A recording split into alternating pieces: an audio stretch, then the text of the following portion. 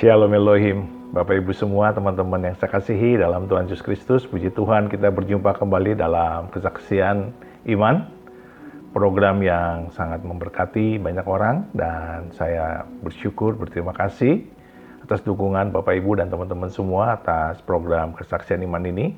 Dan biarlah pelayanan ini terus menjadi berkat besar bagi banyak orang, dan kita percaya apapun yang kita kerjakan di dalam Tuhan, pasti Tuhan berkati. Asal kita tulus, asal kita murni, asal kita sungguh-sungguh melakukannya dengan motivasi yang benar. Puji Tuhan, saya berdoa Bapak Ibu semua, teman-teman semua baik ya, dalam perlindungan Tuhan yang sempurna, dan apapun yang Bapak Ibu kerjakan di dalam Tuhan Yesus Kristus, dibuat Tuhan berhasil, dan diberkati Tuhan berlimpah-limpah. Baik Bapak Ibu semua dan teman-teman semua yang saya kasih dalam Tuhan Yesus, hari ini kita berjumpa dengan seorang anak muda yang bernama Arya. Dia ini adalah seorang anak muda yang luar biasa, cukup menarik kesaksiannya. Kenapa? Karena sejak kecil Arya ini suka mendebat, ya, suka mendebat, suka menghina orang Kristen. Walaupun sebelumnya dia begitu terkesan dengan kekristenan, tetapi karena dari kecil dia ini tidak mengerti hal-hal yang menyangkut iman. Dia mengikuti arus apa saja yang dia lihat di sosmed, apa saja yang dia dengar, apa saja yang dia tonton. Lalu dia menjadi fanatik, dia menjadi ikut aliran jangkir naik. Dan tibalah saatnya ketika dia dewasa, dia mulai mempelajari kembali kekristenan di sosial media. Ya, dari situ dia belajar, dari situ dia menggali, dari situ dia meneliti.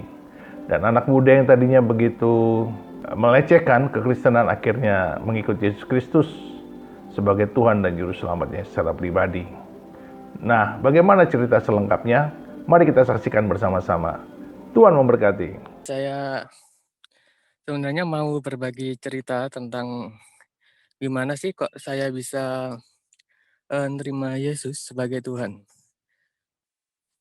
Jadi awalnya tuh sebenarnya karena budaya sebenarnya. Jadi waktu kelas 6, saya dulu waktu kelas 6 udah kayak kayak cari-cari agama yang benar gitu. Itu masih waktu kelas 6 loh.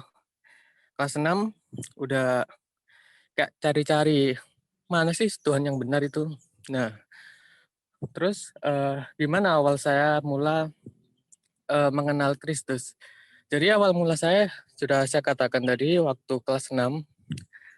Kalau tidak salah itu gara-gara film Home Alone. Itu pasti tahu kan, Home Alone itu kan biasanya film yang diputar waktu saat Natal ya. Nah itu awal mula tertarik ini. Wah enak ya, hari raya umat Kristen saling bagi hadiah, terus hias-hias pohon Natal, terus keluarga berkumpul bersama. Ya kayaknya suasananya tuh enak banget gitu. Kok beda sama hari raya Idul Fitri atau Idul Adha. Saya kan mantan Islam ya, jadi setiap Idul Fitri itu cuman salam-salaman ke tetangga, terus kalau waktu Idul Adha itu ya kayak bagi-bagi daging kurban itu. Saya dulu nggak suka sih sebenarnya sama daging sapi atau yang lainnya, jadi kayak kenapa ya perayaan umat Islam itu kok membosankan gitu. Awal mula dari situ, sejak kelas 6 itu terpengaruh oleh Home Alone. Jadi kayaknya saya tuh juga tertarik belajar dengan agama Kristen gitu. Awal-awal dulu kan waktu kelas 6 itu saya sudah punya akun Facebook ya. Jadi saya belajarnya di situ. Ya meskipun saya masih kelas 6 tapi ya entah kenapa lah. Kayaknya pikiran saya itu sebenarnya lebih dewasa dari eh, umur saya sendiri. Jadi awal-awal itu dari itu tadi di Facebook itu saya juga ikut beberapa grup.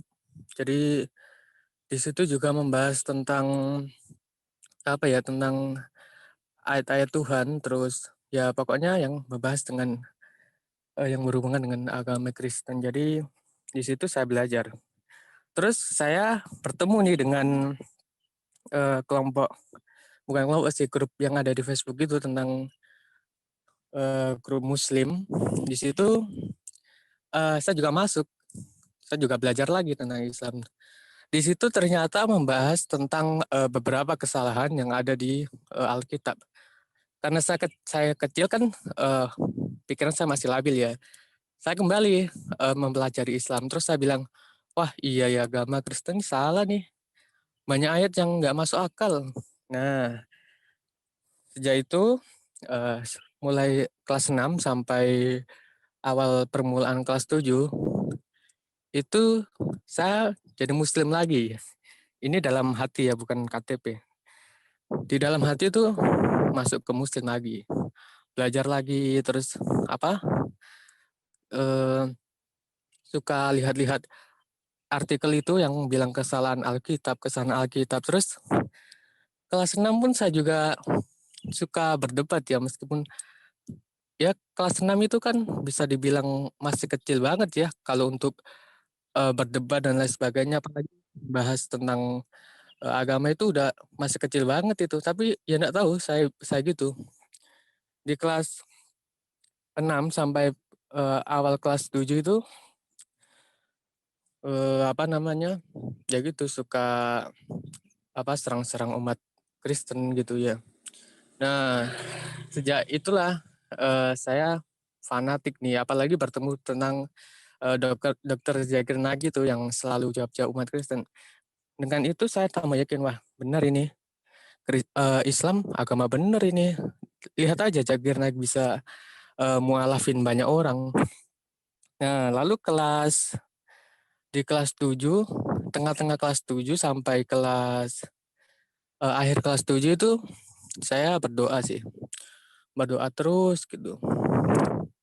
Apapun yang saya inginkan, saya sudah sholat, sudah ngaji, tidak terkabul. Di sini saya kecewa pada Tuhan. Kok kenapa sih kok saya udah ibadah, saya udah ngaji, kok nggak dikabulkan? Jujur saya itu soal saya sekolah di umum ya. Kalau soal pelajaran agama itu saya yang paling baik di kelas. Itu jujur nggak bohong saya. Jadi nilai agama saya itu pasti 85 ke atas biasanya. Dulu pernah juga UTS itu dapat nilai 100 juga pernah itu. Ya karena memang saya dulu bisa dibilang muslim yang taat ya sebelum mengenal Kristus itu yang di kelas 6 SD lah. Balik lagi ke tadi, karena saya udah agak kayak apa ya, kecewa banget sama Tuhan. Terus saya mikir gini, masa sih Tuhan itu kok gak hidup? Tuhan kok saya doa gini gak dikabulkan? Kok gak ngehargai banget sih Tuhan ini? Saya di situ marah-marah. Akhirnya beberapa bulan ya, itu saya tidak sholat itu. Nggak ngaji, bahkan hina-hina agama saya sendiri yang muslim itu. Lalu di situ saya bertemu seseorang, pastinya di Facebook ya, itu waktu awal-awal kelas 8 mungkin ya. Itu bertemu di Facebook, ternyata orang Kristen ini orang yang baik. Dia awal-awal saya gini, caci maki, Tuhan kok mati, Tuhan kok berkolor dan lain sebagainya gitu kan biasanya. Nah, di situ saya diinjilin ya, diinjilin gini. Kan saya pertama-tama caci maki, Tuhan kok mati di salib, Tuhan kok berkolor. Di situ akhirnya dijelaskan bahwa Tuhan sendiri itu turun di dunia untuk menebus dosa manusia. Akhirnya di sini saya agak gimana ya, loh masa sih Tuhan langsung turun ke dunia sendiri demi menebus dosa-dosa umat manusia yang percaya padanya. Akhirnya saya belajar lagi lah itu ajaran-ajaran yang ada di kitab itu. Saya belajar ya sama di Facebook ya. Tapi di situ juga ada pembimbingnya, jadi ya nggak perlu khawatir kalau saya ada kesalahan atau yang lain pasti dibilangin sama yang ada di grup itu. Nah, sejak sejak itu saya masuk lagi karena maksudnya saya percaya lagi ke agama Kristen. Soalnya kan kalau umur segitu kan pasti ya pikirannya masih labil, masih goyah sana sini. Di situ belajar lagi. Saya belajar, tapi belum sampai ke dalam-dalamnya, cuman belajar dasar-dasarnya aja gitu. Jadi itu itu yang lama itu sampai kelas 9 akhir ya.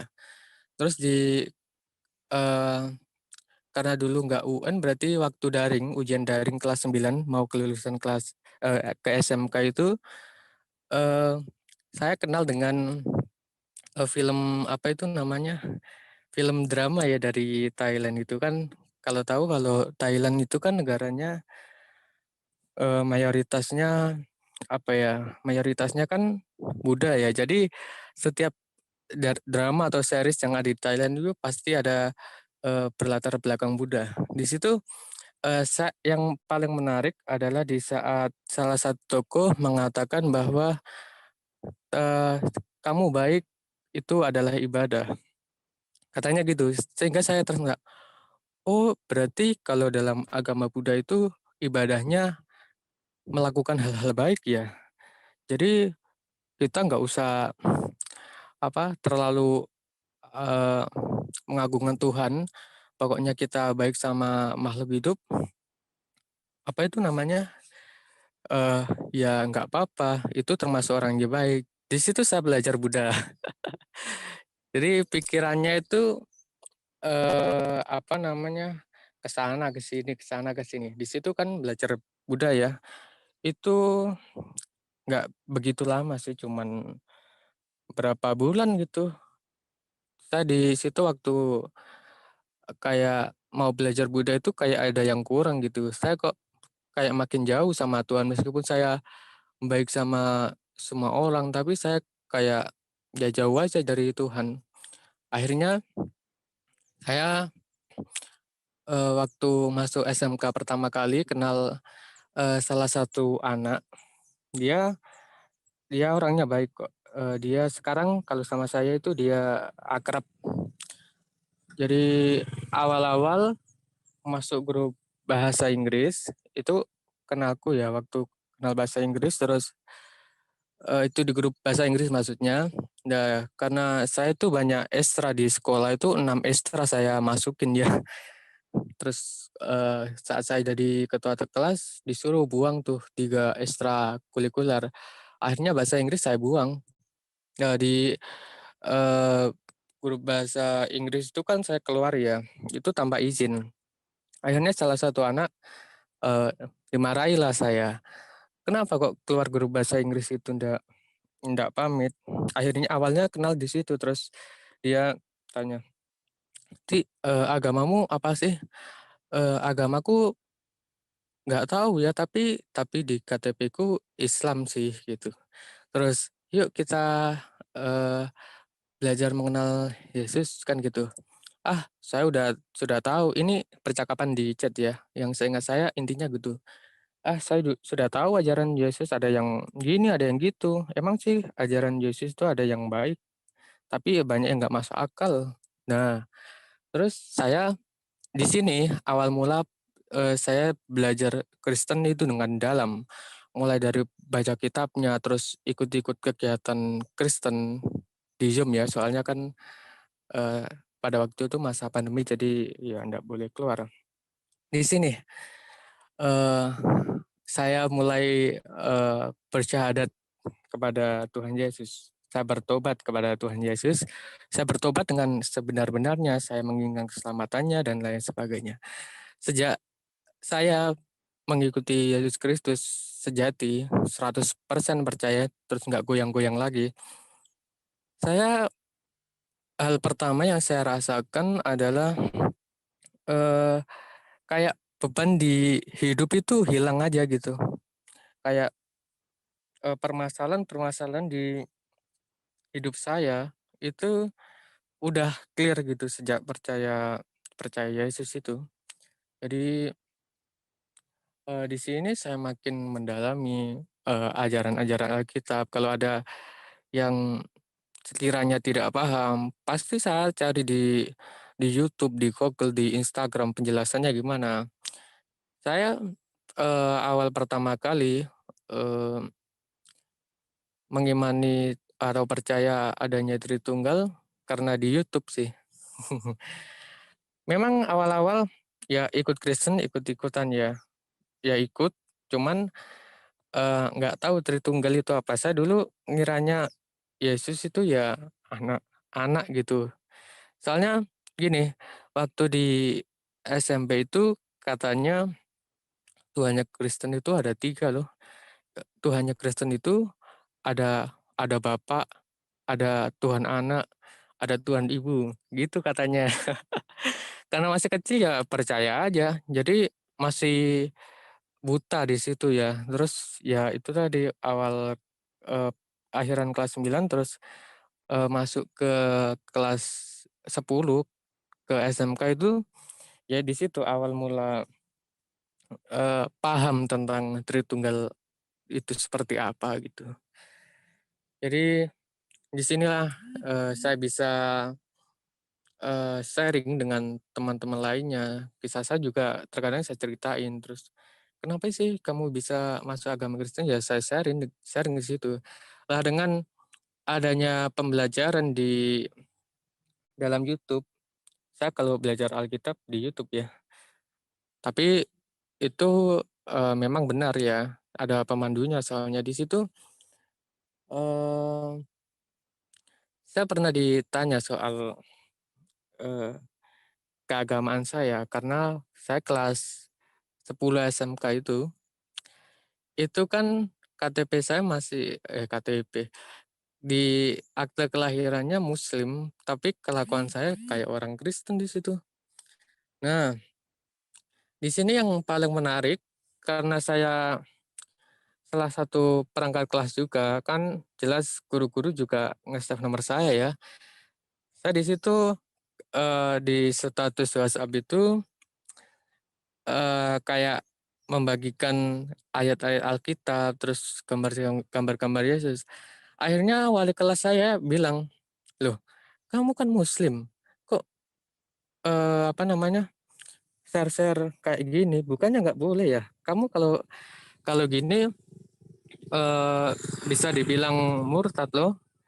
Terus akhirnya saya cuman balas gini, "Ya maaf Bu." Ya, tapi di hari-hari berikutnya itu saya ulangi, akhirnya ditelepon lah saya sama wali kelas saya, eee, "Arya Rindra, besok hari Senin tolong ke sekolah ya, pribadi." Akhirnya ya dipanggillah saya di, apa namanya, di sekolah. Di situ saya dimasukkan ke ruang Cutnyadin, itu, salah satu ruang di, pokoknya di sekolah saya.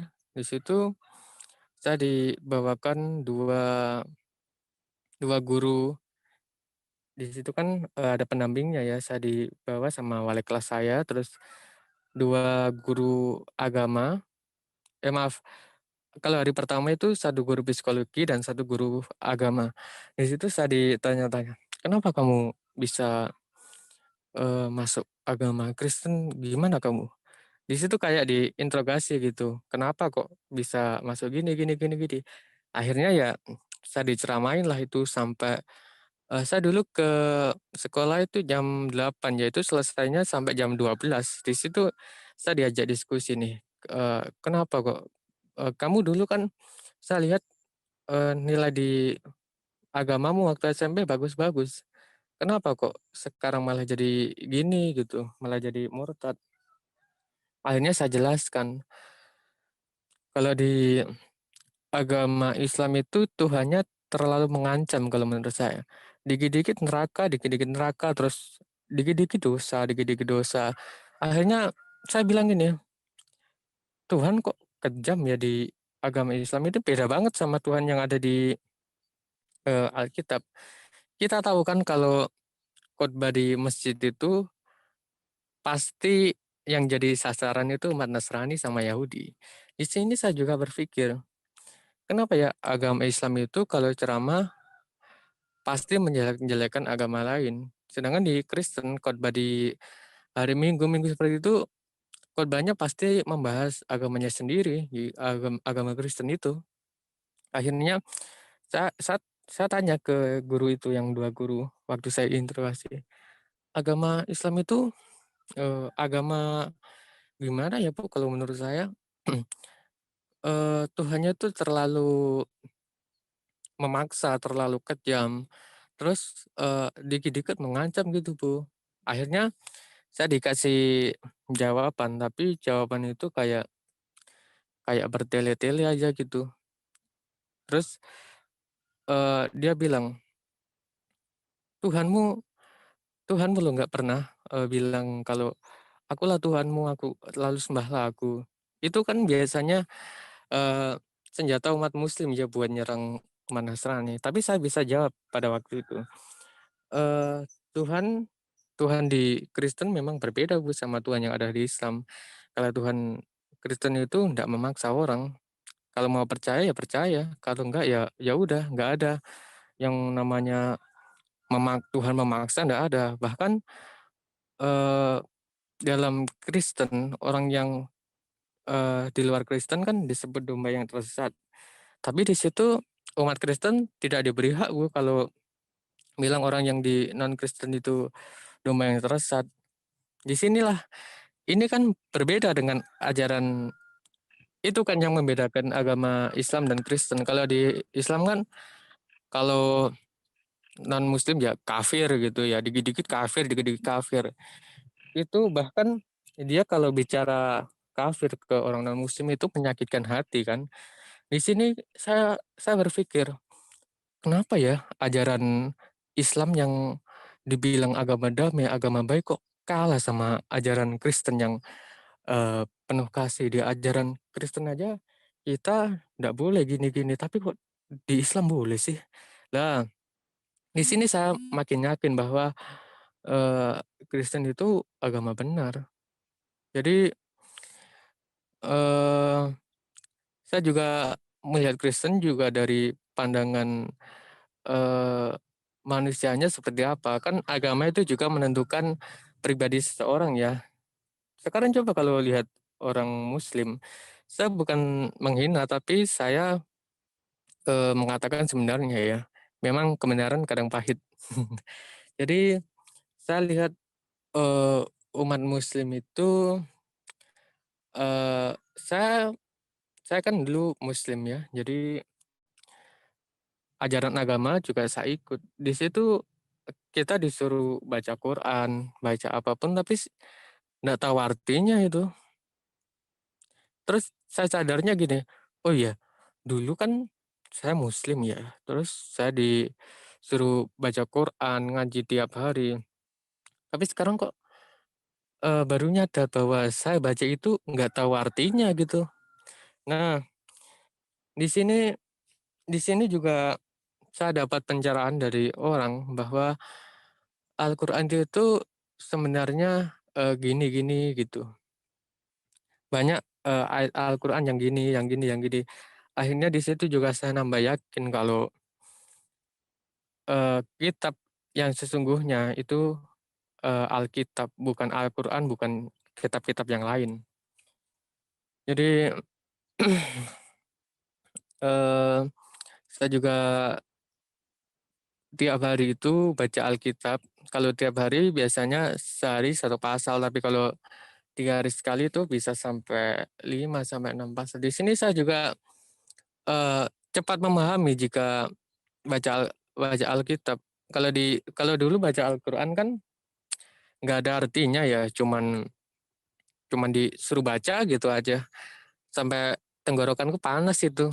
Kan kalau dalam, Al-Quran itu, baik dalam pembacaannya, terus panjang pendeknya harus bener-bener banget. Kalau nggak bener katanya dosa itu. Iya kan di sini aja udah ketahuan, dikit-dikit dosa, dikit-dikit dosa. Nah terus, eee, yang saya kagum dari dari Alkitab itu, tentang silsilah keluarga-keluarga yang ada di dalamnya.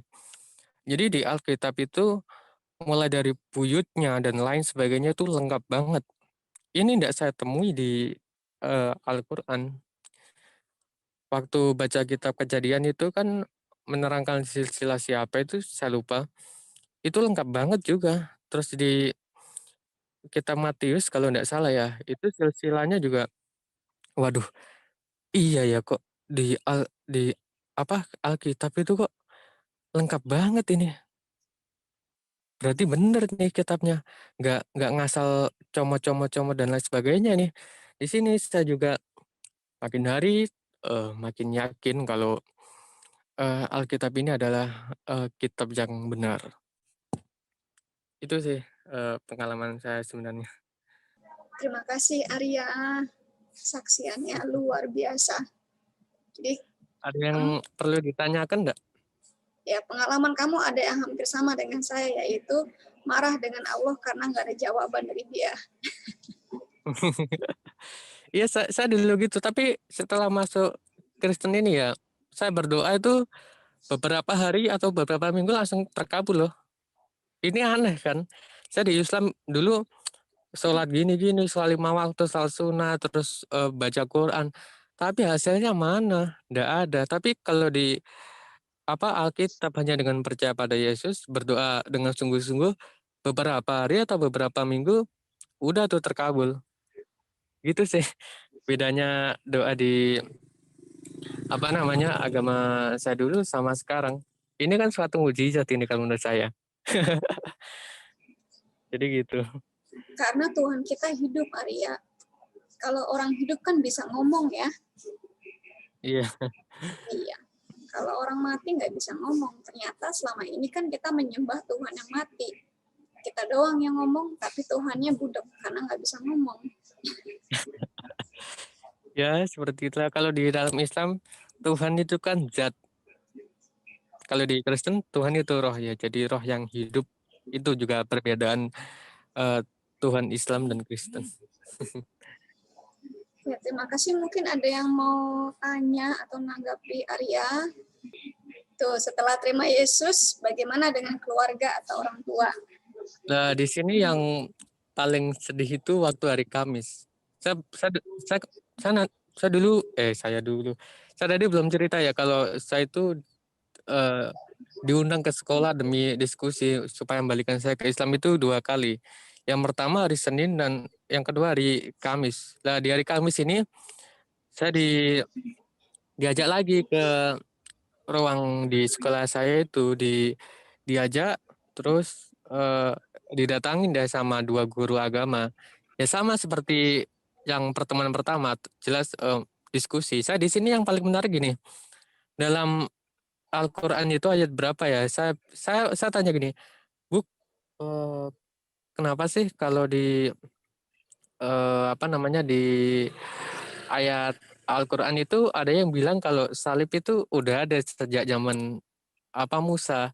Di sini gurunya berhenti dikit. Gurunya tuh kayak diem dikit terus, "Coba ayatnya di mana?" Saya tunjukin lah ayat.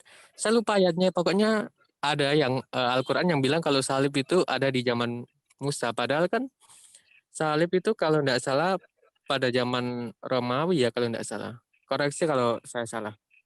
Di sini dia jelasin tapi kayak gelagapan gitu. Dia dia jelasin itu kayak gelagapan. Terus yang kedua tentang mukjizat Muhammad. Kan Muhammad itu kan nggak bermukjizat saja, ada mukjizat pun paling itu karangan ulama. Di hadis-hadis itu kebanyakan yang menceritakan kehebatan mukjizat Muhammad itu kan di dalam hadis itu ya. Ada yang bilang kalau Muhammad eh, diikutin sama gunung ya, gunungnya bergerak ikutin Nabi Muhammad katanya. Ada yang bilang bulan terbelah. Waduh, ada-ada aja ya. Nah, di sini terus ada apa lagi ya mukjizat katanya itu ada yang bilang kalau sedikit nasi itu bisa mengenyangkan banyak orang. Tapi itu di hadis itu nggak terbukti. Saya bilang, "Bu, kalau bulan terbelah kok nggak ada buktinya. Terus guru saya bilang gini, ada kok itu, coba lihat di internet gini-gini. Terus saya cek lah itu di internet, bulan terbelah gini-gini. Ternyata apa?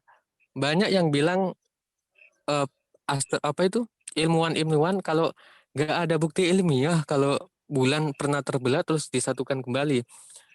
Terus gini, gurunya bilang, itu sih tergantung kepercayaan. Saya percaya kok bulan pernah terbelah, gitu katanya. Lah di sini, di hari Kamis ini, saya dipanggil sama orang tua. Ditanya lah orang tua saya sama guru-guru di sana. Arya itu eh, untuk kegiatan agama gimana anaknya? Terus ibuku setahu saya bilang gini, wah Arya itu dulu waktu SD itu sholat terus itu 5 waktu. Dia aja sampai marahin nenek saya waktu dia disuruh belanja terus dia telat sholat. Dia dia marah-marah itu. Katanya gini, kata kata Rindra, eh apa namanya? Eh kamu kenapa kok marahin ayah nenek kamu? Itu saya disuruh beli sesuatu akhirnya saya telat sholat deh itu. Nah, eh di sini juga dia cerita lagi. Dia emang gitu. Terus eh dia juga baca Al-Qur'an meskipun dia nggak lancar tapi dia baca Quran. Akhirnya ibu saya keluar lah. Saya masih di situ sih. Terus bilang gini, eh maaf ada gangguan. Terus bilang gini, saya kan di situ masih di diskusi ya sama 2 guru agama itu ya. Sedangkan ibu saya keluar. Di situ saya masih diskusi, tapi ini diskusinya lebih pendek sih. Jadi jam 8, terus selesainya jam jam 9 itu udah selesai saya. Tapi apa? Meskipun saya diskusi di gini nggak mempan untuk balik ke Islam. Karena saya tahu bahwa hanya Tuhan Yesus lah Tuhan yang benar. Jadi gitu. Untuk keluarga saya itu yang tahu cuman cuman ibu ya. Jadi di malam hari Kamis dia dia gini, eh kamu kenapa kok bisa gini gitu. Saya pada waktu itu tidur, dia bilang, ayo imamin saya sholat gitu. Ah nggak mau, kan saya udah nggak pernah sholat ya karena saya percaya Tuhan Yesus. Jadi nggak percaya lagi Tuhan saya yang sebelumnya. Saya nolak terus gitu. Akhirnya pada jam jam 9 kalau tidak salah ya. Di jam 9 itu eh apa namanya? Saya diajak ngomong serius di kamar. Dia sambil elus-elus kepala saya gitu. Dia gini, eh kok kenapa sih kamu kok bisa gini gitu. Dia di situ sambil nangis ya. Saya pada waktu itu ya sama, saya di situ nahan nangis. Saya lihat wajah ibu itu ya sedih banget gitu. Ini karena dogma Islam ya. Soalnya di Islam kan orang tua nanggung dosa anak ya. Dia itu takutnya gini, eh apa namanya, dia dia takut kalau nanti ibu saya ini saya seret ke neraka karena saya percaya Tuhan Yesus. Dia takutnya itu yang ditakutkan ibuku. Di situ dia nangis gitu. Saya nahan nangis ya pada waktu itu, jadi ngempet supaya nggak kelihatan nangis gitu.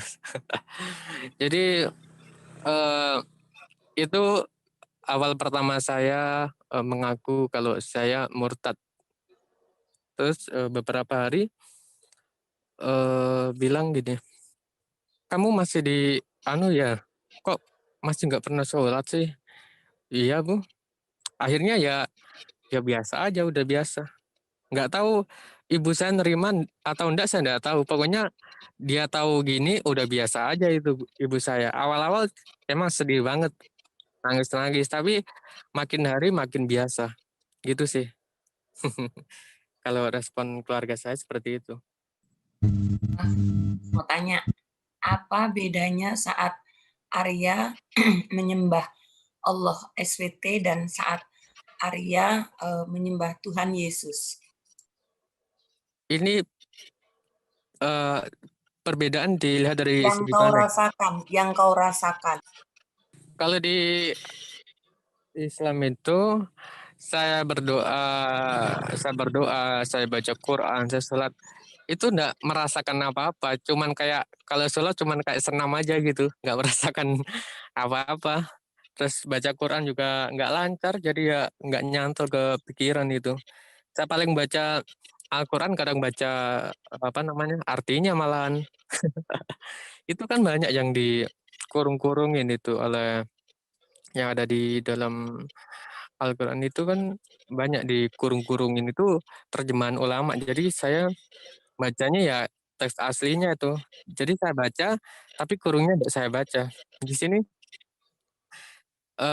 yaitu tadi saya kalau di Islam berdoa dalam apapun tidak pernah merasakan kehadiran Tuhan. Jadi kalau sholat kayak senam gitu.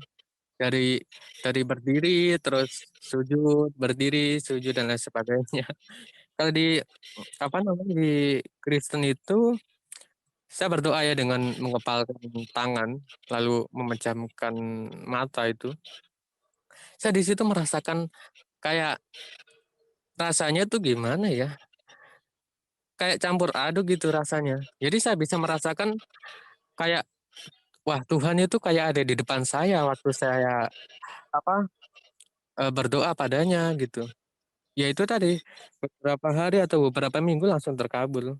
Itu pasti sih kalau di saya. Jadi itu perbedaannya. Kalau di intinya kalau di Islam, dalam beribadah dalam hal apapun, itu saya tidak merasakan. Nggak ada merasakan kehadiran Tuhan. Tapi kalau di Alkitab hanya dengan memejamkan tangan, memejamkan maaf, memejamkan mata dan mengepalkan tangan lalu berdoa dengan sungguh-sungguh dengan nama Tuhan Yesus, saya langsung merasakan kalau ada kehadiran Tuhan di depan saya. Jadi itu rasanya.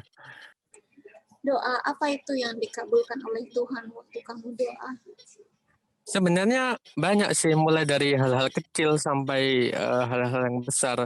Dulu saya anaknya broken home ya. Saya itu dari keluarga yang bercerai. Saya berdoa pada Tuhan, eh, ya Tuhan, semoga ayah saya kalau ke rumah saya itu dalam keadaan sendiri ya. Akhirnya dikabulkan loh gitu. Perlu saya ingat kalau ayah saya itu udah punya istri sendiri ya. Jadi saya ketemu ayah itu sebulan sekali. Di situ saya berdoa. Karena biasanya ayah saya itu kalau apa namanya bilang kalau ke rumah saya itu bawa bawa itu istrinya, ibu tirinya. Saya jengkel sebenarnya kalau ayahku ke rumahku terus bawa istrinya tuh jengkel banget. Akhirnya di situ saya berdoa, ya Tuhan, eh, jadikanlah ayahku itu ke rumahku dalam keadaan sendiri. Akhirnya apa? Besoknya ayah saya datang, ternyata sendiri nggak sama istrinya. Itu sampai beberapa bulan dia sendiri terus. Akhirnya saya bersyukur, berterima kasih kepada Tuhan. Terus doa yang kedua yang saya rasakan terkabul itu saat eh, mau tidur. Saya mau tidur itu pasti berdoa ya. Dulu di Islam itu saya berdoa pada Tuhan, ya Tuhan, eh, eh ya Allah, ya Allah, jadikanlah tidurku ini bermanfaat bagi tubuhku, jagalah aku dari mimpi buruk, jagalah aku dari setan-setanmu yang terkutuk. Ternyata apa? Nggak terkabul doanya. Saya tetap mimpi buruk, saya tetap mimpi hal-hal yang terseram. Tapi sejak saya berdoa dengan nama Tuhan Yesus, di situ kalau saya tidur, udah nggak ngipi apa-apa lagi. Jadi kan terkabul gitu doa saya. Dengan nama Tuhan Yesus, jadikanlah tidurku ini bermanfaat, jauhkanlah aku dari setan-setan, jauhkanlah aku dari mimpi-mimpi yang buruk. Akhirnya saya nggak mimpi buruk, tapi setelah saya lupa nggak doa waktu tidur, itu mimpi buruk loh. Jadi saya kalau nggak berdoa pasti mimpi buruk dengan nama Tuhan Yesus ya. Jadi kalau nggak berdoa dengan nama Tuhan Yesus, saya mimpi buruk. Tapi kalau berdoa dengan nama Tuhan Yesus dan lain sebagainya, saya nggak ngipi apa-apa itu. Bahkan saya terkadang mimpi apa namanya mimpi-mimpi yang indah malahan. Terus yang ketiga itu yang saya rasakan, saya kan sekolah ya, di sekolah saya itu banyak lampu merah. Kalau saya berdoa gini, dengan nama Tuhan Yesus, semoga nggak kena lampu merah. Akhirnya nggak kena lampu merah lagi. Tapi setelah nggak berdoa, itu kena lampu merah. Terus tapi setelah berdoa, ya udah, waktu saya jalan kena lampu hijau dan lain sebagainya. Itu sih kalau doa-doa saya. Terus ada lagi yang eh, dapat peringkat di sekolah itu juga saya juga berdoa itu pada Tuhan Yesus dan akhirnya juga dikabulkan. Saya banyak teman, saya memohon banyak teman, saya gini, saya gitu. Ya udah, itu terkabul semua kalau menurut saya. Tapi emang terkabul. Jadi gitu. Tapi waktu saya Islam, berdoa dalam hal apapun, mulai dari kecil, dari terbesar, tidak pernah terkabul. Tapi kalau sejak Kristen ini banyak yang terkabul. Bahkan menurut saya semuanya, doa semua yang saya ke Tuhan itu terkabul. Jadi gitu.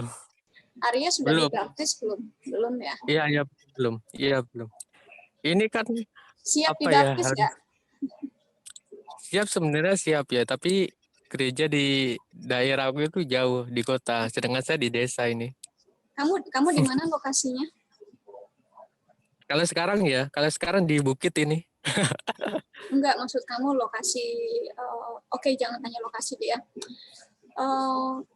Semua gereja pada tutup ya. Iya, Kalau sekarang saya banyak. dekat, saya baptis Belum. kamu. Iya. Iya. Sudah Boleh pernah sih kalau baptis nggak dengan baptis Roh pakai Kudus? baptisan Roh Kudus. Apa? Kenapa Maulana? Boleh sih kalau nggak baptis pakai baptisan Roh Kudus, nggak pakai air, dia langsung Roh Kudus. Itu baru mau saya tanyain. Udah baptis dengan Roh Kudus belum? Itu gimana? Saya belum tahu sih. Yang saya Belum tahu ya? ya itu. Belum Iya, ya? iya. Coba kamu baca di Kisah Para Rasul, ya, baca mungkin Ya, setelah kalau saya ini ya. baca Alkitab belum sampai situ, Bu. Nggak apa-apa, loncat aja. Oh, Ini untuk pembaptisan Roh Kudus. Jadi baca Kisah Para Rasul, tapi bacanya pelan-pelan. Jangan baca seperti kamu biasa membaca Alkitab. Bacanya pelan-pelan, terus kamu diam, nunggu Roh Kudus. Satu ayat, kamu diam, tunggu Roh Kudus. Jadi begitu kalau dibaca di Kisah Para Rasul, taruh ya satu verse, satu ayat, kamu baca, kamu diam dulu beberapa saat, ya beberapa detik, kamu lanjutin lagi. Begitu terus bacanya. Ya nanti saya yakin di 1 atau 2 ayat yang kamu baca, kamu akan merasakan sesuatu yang berbeda. Iya, pasti itu. Ya, jadi mulai hari ini hari apa sih? Jumat ya, udah masuk Jumat di Indonesia. Mulai dari situ. Gitu. Iya. Nanti kalau sudah habis baca, kasih tahu ke kalian, saya sudah habis baca. Nanti saya terusin, kita pribadi, kamu dan saya, saya bisa baptis kamu dengan Roh Kudus. Tapi mungkin sudah dibaptis duluan dengan Roh Kudus sebelum saya. Iya, secara nggak sadar ya. Iya. Saya juga sejak di Kristen ini lebih baik sih perilaku saya. Saya itu lebih kayak ya tenang gitu, kayak beban hidup itu langsung hilang. Betul. Itu yang saya rasakan, itu hal utama yang paling saya rasakan, yaitu beban saya kayak hilang gitu. Nggak tahu ini beban hidup atau apa yang hilang, tapi kayak udah ringan aja gitu di hidup itu. Oh, tadi kamu nggak sempet dengar kesaksiannya Ibu Lia ya, Ibu Lia. Kesaksiannya bagus banget itu kesaksian. Saat dia menerima Roh Kudus ya, saat dia membaca buku jadi dari Kenneth Hagin, itu isinya dipenuhi oleh Roh Kudus ya. Nanti saya bisa share ke kamu bukunya, mungkin kamu bisa cari e-book. Ini saya lagi cari di library saya dulu, kalau nggak ada nanti kita bisa beliin ke kamu. Oke, siap. Ada yang lainnya nggak untuk Arya? Ya nih, silakan coba tanya. Udah ya, nggak ada ya? Udah nggak ada ya? Oke deh, saya close ya. Oke. Terima kasih Arya kesaksiannya, memberkati sekali. Ya, mungkin ada Bu Maya yang mau nambahin, Bu. Sudah cukup ya. Tapi tetap maju terus Arya. Puji Tuhan, puji Tuhan, puji Tuhan. Mari kita doakan agar Arya terus bertumbuh, berakar, dan berbuah lebat di dalam Yesus Kristus dan menjadi berkat besar bagi banyak orang.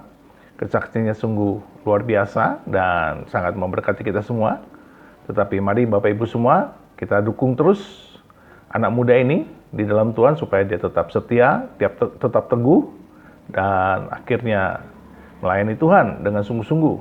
Dan saya mengundang Bapak Ibu semua, teman-teman semua yang baik hati, mari kita berdoa sungguh-sungguh untuk bangsa kita, agar terjadi lawatan Tuhan, revival di negeri ini, terjadi episkiaso, terjadi manifestasi kuasa Allah, dan kita sudah tahu bahwa Tuhan itu baik, dan kita percaya apapun yang kita doakan dengan kasih, kita doakan dengan penuh sungguh-sungguh, dengan air mata, dan mohon pengampunan dosa bagi setiap orang yang belum percaya kepada Kristus Yesus.